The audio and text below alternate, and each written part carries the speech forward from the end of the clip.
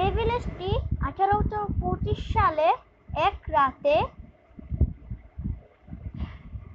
এই ভিলেজের আশেপাশের মোট 43 জন মানুষ হঠাৎ করে গায়েব হয়ে যায়। একটু রিসার্চ করলে আমরা জানতে পারি যে এই ভিলেজে আগে একটি রাজা ছিল।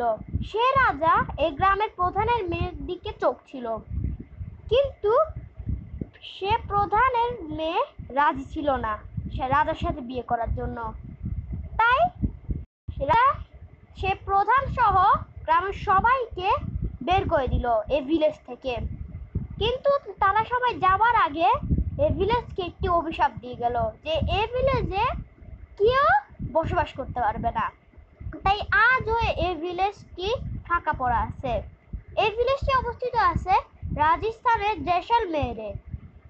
এই ভিলেজটির অনেক বছর পুরানো। এখানের মানুষদের বলা যে এখানে যে পাথরগুলা, ছবিতে আপনারা দেখতে পাচ্ছেন যে পাথরগুলা ভাঙা, এগুলা দিয়ে যখন ঘর বানানোর চেষ্টা করা হয়েছিল তখন কিন্তু এই যে ঘরগুলো এই পাথর দিয়ে বানানো হয়েছিল সেগুলোর ফ্যামিলি মেম্বারদের উপরে অভিশাপ লেগেছিল।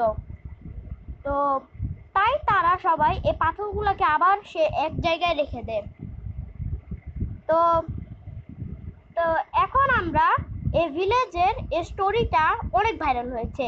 মানে এই ভিলেজে অনেক বড় বড় ইউটিউবাররা ট্রিপ করছে, কিন্তু আজও এটার মধ্যে অনেক কালো সত্য আছে।